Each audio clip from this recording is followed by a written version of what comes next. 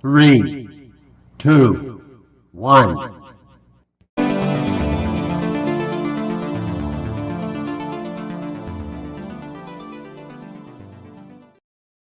Hello and happy Sunday morning. The 2025 NFL season is officially underway. The new league year kicked off on Wednesday.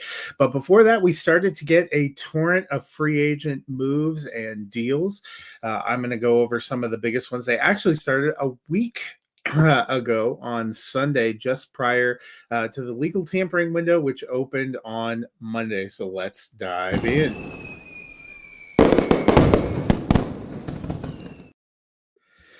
Well, as I said, some of the biggest deals kicked off even before the legal tampering window, and the biggest of those was the Seahawks trading wide receiver DK Metcalf to the Pittsburgh Steelers. He then signed a 5-year deal for $150 million. That is quite a contract. He is going to clearly be the top receiver there. Teams with George Pickens, who had his share of issues to end that season. The question now is, who's going to be throwing to him? And you know what? As of today, we still don't know.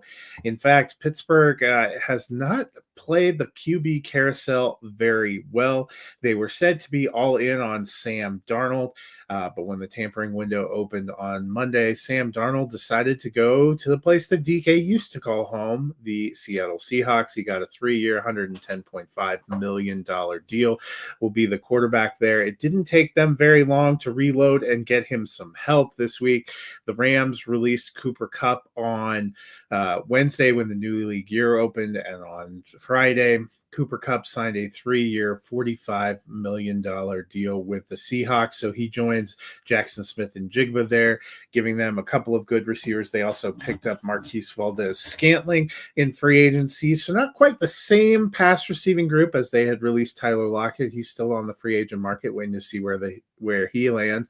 But this was going to be a year of transition for the Seahawks. Geno Smith, Tyler Lockett, DK Metcalf, Ken Walker, Noah Fant were all coming into this year on the final year of their contracts. We've seen 3 of those big pieces move on. I expect Walker is going to be there still working with Zach Charbonnet out of the backfield, but is he the long-term answer? We shall see. Noah Fant, a good pass-catching tight end. Clint Kubiak, now the offensive coordinator there. He has run offensive schemes where they've used the tight end, so it could be a bigger year for Noah Fant. They have a couple of good receivers in JSN and Cooper Kupp with Sam Darnold. So I kind of like what the Seahawks are doing so far in free agency. Another of those free agent quarterbacks, the Steelers were rumored to want to get Justin Fields back under center for them.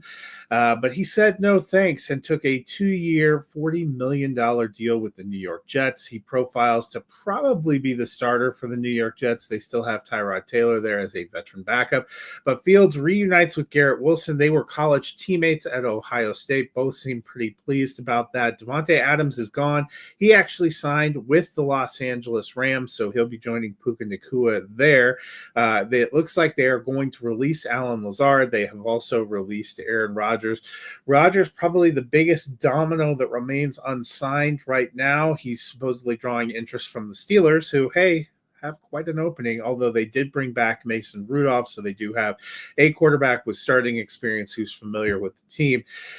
But the Steelers looking at Rodgers, so are the New York Giants, and possibly the Minnesota Vikings. Now, remember, the Vikings have J.J. McCarthy, but they lost Sam Darnold. They also lost Daniel Jones, who you remember they had picked up mid-year. Jones signing a 1-year, $14 million deal with the Colts, where he is expected to compete for the starting job with Anthony Richardson. So kind of an interesting development to watch there. That was probably the third biggest QB move so far. A couple other QBs that I'm watching. Mac Jones, a 2-year deal to the San Francisco 49ers. Probably going to be behind Brock Purdy, but a very good veteran backup there. So I kind of liked that move. And as I mentioned, Mason Rudolph going to the Steelers. Right now, Mason Rudolph would be the starter based on what they have on their roster. He signed a 2-year deal. We've seen him start for them before and have some success. They definitely have a little bit of a better supporting cast than maybe the last time he was there with DK Metcalf. Pickens still a capable receiver. Roman Wilson as a rookie, we didn't see him on the field a lot. The Steelers could also make some moves. Steelers added Ken Gainwell in the backfield to go with Jaylen Warren. So that still feels like that's a bit of a work in progress, but a lot of questions for the Steelers still on offense as they move through the rest of free agency and into the draft. Part of that is also because their big running back, Najee Harris, is gone. He signs with the Los Angeles Chargers. Only a one-year deal, but worth $9.25 million.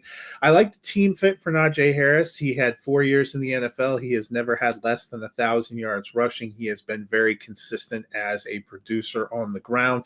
I think he's going to have a chance to run a lot for the Chargers. The Chargers also making an interesting move, bringing back wide receiver Mike Williams. They needed more wide receiver help. They lost Josh Palmer.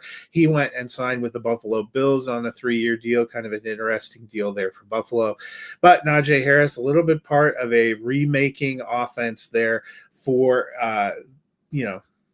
for this team. It'll be interesting to see what they can do and what the long-term impact is.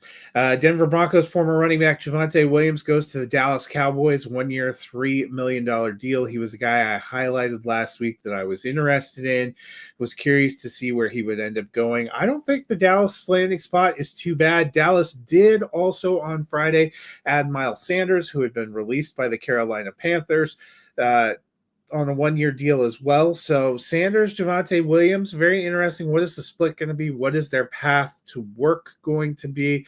Will Dallas add more? They could take somebody in the draft. They could add more in free agency. What are they going to do to build up that running game? Meanwhile, Rico Dowdle, who held it down and actually had a very good season for Dallas last year, signs a 1-year deal with the Carolina Panthers. On the surface, you might be asking some questions, but he should be a good complement to Chuba Hubbard, who signed an extension last year and who was their number one. Jonathan Brooks, who they signed to a big deal, he was working his way back from a torn ACL last year, got in late in the season and tore his ACL again. He is widely not expected to be available in 2025. I think that's why Dowdle goes in on a 1-year deal. A whole host of backs getting 1-year deals. We'll have to see how it shakes out in tandem with some of the moves that are made in the draft. The Broncos lost Javonte Williams, but they did get themselves a new tight end. They landed Evan Ingram. He signed a 2-year free agent deal for Denver, a pretty good pass catcher. The biggest offensive splash that the Broncos have made so far gives them another weapon for Bo Nix. A couple of the other biggest tight ends on the market, Zach Ertz signed a 1-year deal to go back to the Commanders. That was great for him in 2024. They're probably hoping for more of the same. Remember, they traded for Deebo Samuel, so they are creating quite a nice little set of passing weapons for Jaden Daniels. Mike Gesicki goes back to the Cincinnati Bengals on a 3-year deal. He was a great fit there. He was a very good fantasy producer, especially when one or both of the wide receivers were unavailable.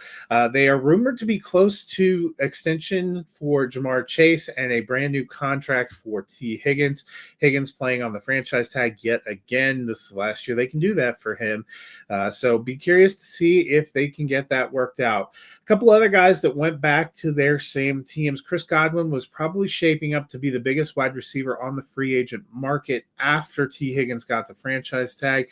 He takes a 3-year deal to go back to the Tampa Bay Buccaneers. I kind of like it for him. He's a good fit there. He does great things with Baker Mayfield. He and Mike Evans have been a good tandem. It is a little bit of a bummer for those of us that were hoping for more of a Jalen McMillan breakout. It looked like he might have a chance to step up into that wide receiver 2 role.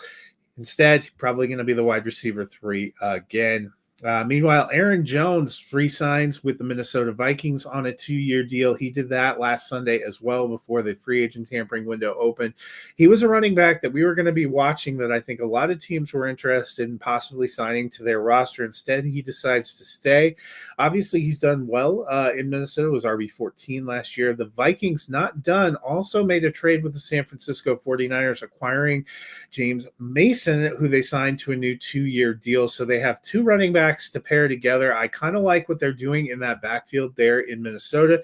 They also have some good wide receivers and a good tight end. So the real question is, what are they going to end up doing at quarterback? They have J.J. McCarthy, was a first-round pick last year, could definitely be the starter. I think if he is the guy throughout the season, they're at least going to want to have a veteran backup. We've seen these teams wanting to make sure that they protect themselves and get some kind of a veteran backup.